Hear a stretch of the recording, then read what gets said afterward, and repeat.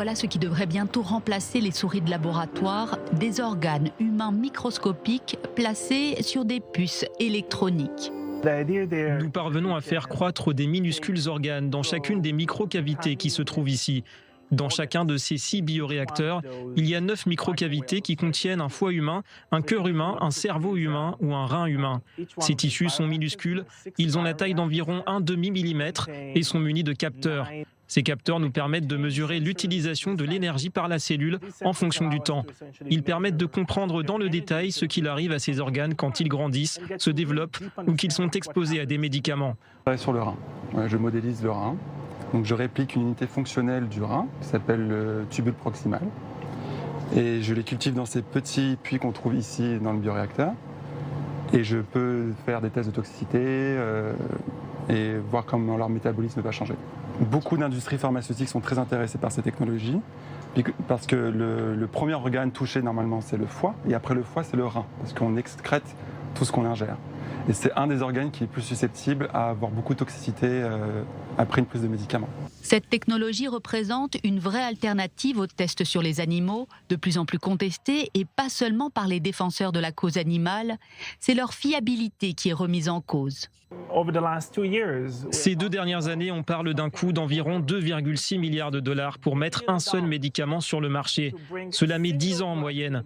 Et après avoir investi des milliards de dollars, les entreprises doivent retirer les médicaments du marché à cause d'une toxicité inexpliquée. 70% des médicaments qui sont dangereux pour la souris et le rat sont inoffensifs pour l'homme et inversement.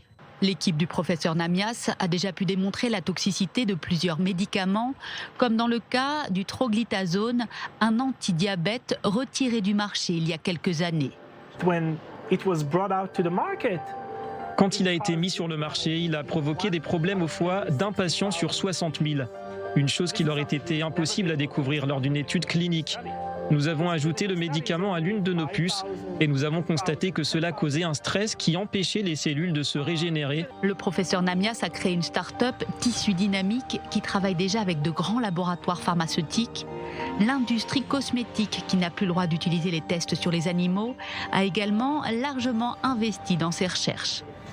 Alors voilà donc le résultat aujourd'hui, ce médicament est mis au point. Le professeur Yaakov Namias est notre invité. Bonsoir, merci d'être là. Vous êtes le directeur du centre Alexander Gras pour la bio-ingénierie à l'université hébraïque de Jérusalem. Combien d'années de travail pour mettre au point ce médicament et cette technique ? Ça nous a pris plus de 8 ans pour un projet qui a commencé dans l'industrie cosmétique en Europe. Nous travaillons de concert avec L'Oréal pour essayer de réduire et même éliminer l'utilisation d'animaux dans l'industrie cosmétique. Est-ce que ça a été votre motivation principale ? C'est-à-dire qu'il y a quoi ? Il y a eu une pression de groupes de défense d'animaux auxquels vous avez été sensible ? Écoutez, je suis ingénieur. Pour moi, il s'agit uniquement d'efficacité. Maintenant, la manière dont nous produisons les médicaments est très inefficace. 2,6 milliards de dollars, ça prend une décennie pour arriver sur le marché avec un médicament. Le problème principal, c'est qu'on étudie les développements d'animaux sur des animaux, les rats et les souris qui sont différents des humains. C'est pourquoi la grande majorité des études cliniques échouent et nous perdons des milliards de dollars sur des modèles qui ne nous donnent pas les bonnes réponses. C'est pourquoi il était important pour nous de développer une alternative.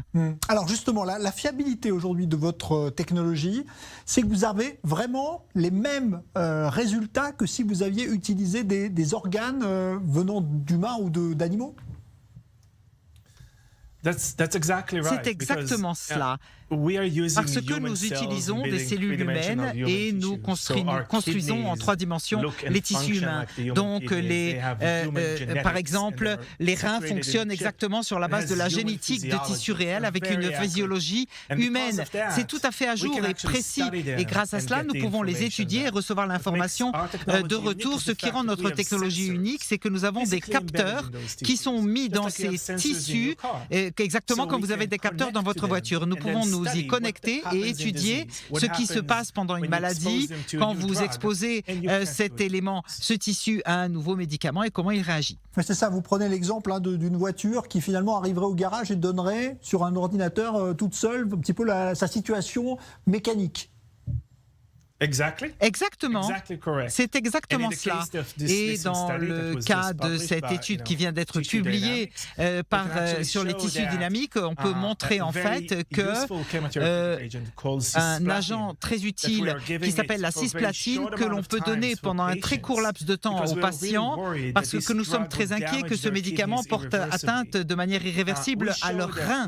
Et donc nous voyons que avec ce dosage, on peut voir que le rein est touché à cause de l'accumulation du glucose, du sucre, très rapidement quand on prend ce médicament. Et donc des lipides, et cela amène ça casse le rein. Et donc par contre, c'est comme l'huile dans la voiture en fait. Vous savez exactement quand vous avez trop d'huile dans la voiture, comment il faut réparer. C'est pareil. Voilà. Alors là, vous avez mis au point ce médicament qui est utilisé contre le cancer. Est-ce que ça veut dire que vous allez rester autour de cette maladie? On sait qu'il y en a de très nombreux. Ou est-ce que vous pensez déjà à d'autres applications pour d'autres maladies? Et il y a quelques mois, nous avons parlé justement ici de Covid-19 et de phénofabrite. Si vous vous en souvenez, c'est exactement le même type de technologie où nous prenons des cellules du poumon humain pour comprendre qu'est-ce que fait le virus et comment le stopper. Et nous avons déjà des études cliniques qui montrent que c'est très efficace. Et donc, on ne regarde pas seulement le rein, mais aussi, par exemple, l'arythmie cardiaque, le cancer, des infections virales. Nous parlons de maladies du foie et on pourra très rapidement, évidemment, soigner toutes ces maladies.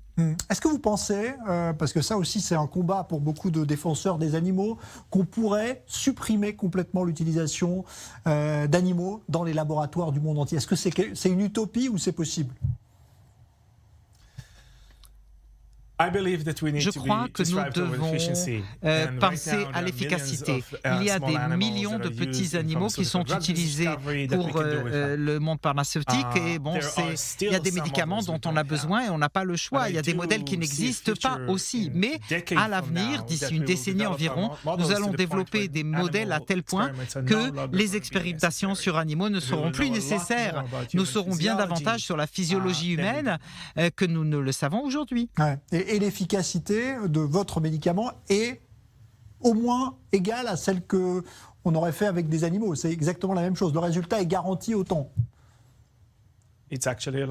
Bien meilleur en fait.